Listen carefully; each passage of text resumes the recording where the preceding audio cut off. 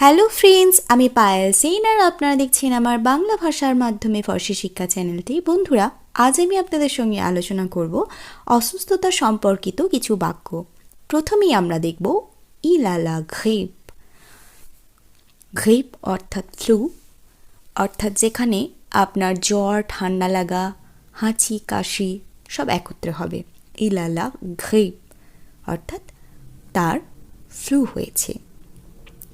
ইলা আহম অর্থাৎ কার যদি ঠান্ডা লাগে সেক্ষেত্রে আমরা বলবো ইলা আহম। এল তুষ সে কাশছে বা সে কাশে।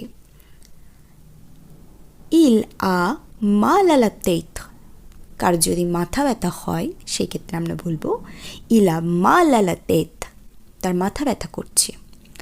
এরপর আমরা দেখব এর পরের অংশটি।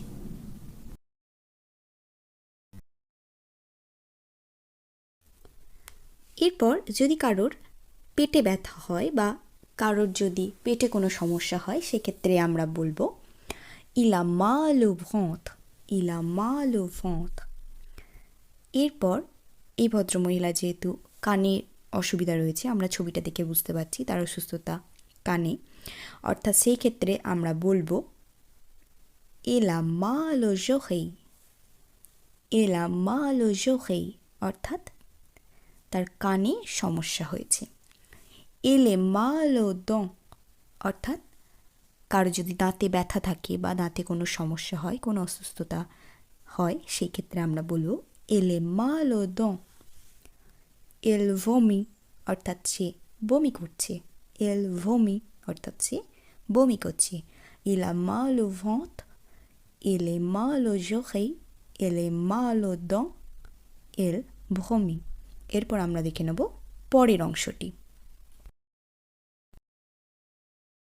এরপর যে বাক্যটি আমরা দেখব এলে তঁসাঁত, এলে তঁসাঁত। যদিও এটি কোনো অসুস্থতাযুক্ত বাক্য নয়, তবু এটি যেহেতু একটি চিকিৎসা শাস্ত্রের সঙ্গে সম্পর্কিত একটি বিষয়, তাই এই বাক্যটি আমি আপনাদের সঙ্গে আলোচনা করে রাখলাম। এলে তঁসাঁত অর্থাৎ তিনি হন গর্ভবতী। এলে ঘষি অর্থাৎ কেউ যদি অতিরিক্ত মোটা হয়ে যায় বা অতিরিক্ত মোটা হয় সেক্ষেত্রে বলবো এলে ঘষি। ইলাইউন ব্লেসিওহ হফিয়ে অর্থাৎ কারোর যদি পায়ে আঘাত লাগে, পায়ে চোট হয়, সেই ক্ষেত্রে আমরা এই বাক্যটি ব্যবহার করব। ইলাইউন ব্লেসিওহ হফিয়ে। ইলাইউন জঁ dans la plaie অর্থাৎ কারো একটি পায়ে যদি প্লাস্টার হয় সেক্ষেত্রে আমরা বলবো elle a une jambe dans la plaie। এরপর আমরা দেখে নেব পরের বাক্যগুলি। চলুন দেখে নিই। এরপর কারোর যদি হাত ভেঙে যায় সেক্ষেত্রে আমরা বলবো il a le bras cassé অর্থাৎ তার হাত ভেঙে গেছে। il a mal au coude তার খুনিয়ে ব্যথা। il a mal au dos তার পিঠে ব্যথা।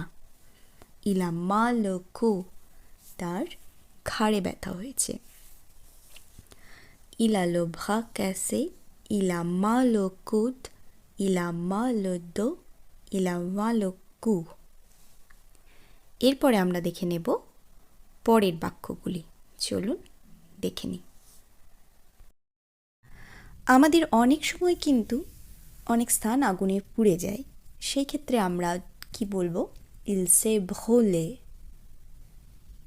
সে আগুনে দগ্ধ হয়েছে বা তার এই অংশটি পুড়ে গেছে বা সে পুড়ে গেছে, এটি বলতে আমরা বলতে পারবো il s'est brûlé। এলা de la fièvre অর্থাৎ তার জ্বর হয়েছে। il se mouche অর্থাৎ কারো যদি ঠান্ডা লেগে থাকে সে বারবার নাক মুছতে থাকে, সেই ক্ষেত্রে আমরা বলবো il se mouche। elle met un pansement কেউ যদি কারোর কোনো অংশ কেটে ফেলে সেই ক্ষেত্রে যদি তাকে ব্যান্ডেজ লাগাতে হয় সেক্ষেত্রে আমরা বলতে পারি elle met un pansement, সে একটি ব্যান্ডেজ লাগাচ্ছে। আশা করি আজকের ভিডিওটি আপনাদের খুবই উপকৃত একটি ভিডিও হবে, কিন্তু যারা আমার ক্লাস রেগুলার ফলো করেন তাদের ক্ষেত্রে হয়তো কোথায় কোন ডেফিনিট ইনডিফিনিট আর্টিকেলসের ব্যবহার করছি বা কোথায় ইল এল এর ব্যবহার করছি সেগুলি বুঝতে হয়তো খুব একটা অসুবিধা হবে না।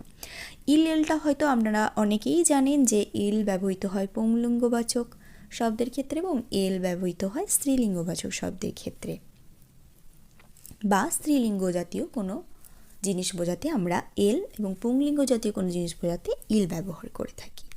কিন্তু এই ক্ষেত্রে আমি কিছু ডেফিনিট ইনডিফিনিট আর্টিকেলসের ব্যবহার করেছি, যে আর্টিকেলসগুলি আমরা কখন কিভাবে ব্যবহার করছি সে সম্পর্কে যারা আমার ক্লাসটি আজকে নতুন দেখছেন তাদের সুবিধার্থে খুব সংক্ষেপে আমি একটু বলে দেব। সেটি হচ্ছে এ ইউ ও এটি ব্যবহৃত হয়েছে যদি কোনো শব্দ পুংলিঙ্গবাচক এবং সেটি একবচন যুক্ত শব্দ হয়ে থাকে, অর্থাৎ পুংলিঙ্গবাচক একবচন শব্দের আগে আমরা এ ইউ ও এই আর্টিকেলসটি ব্যবহার করব এবং আ লা ব্যবহার করব স্ত্রীলিঙ্গবাচক একবচন শব্দের আগে, এবং এ ইউ এক্স ও এটি ব্যবহার করব পুংলিঙ্গ বা স্ত্রীলিঙ্গ যাই হোক না কেন বহুবচনযুক্ত শব্দের আগে। তাছাড়া তো ভয়েলের আগে আমাদের এল বা দে যাই বসাই না কেন সেটি পর অ্যাপোস্ট্রোফ এবং গোটা শব্দটি আমরা একত্রে উচ্চারণ করি, এটা হয়তো অনেকেই জানেন।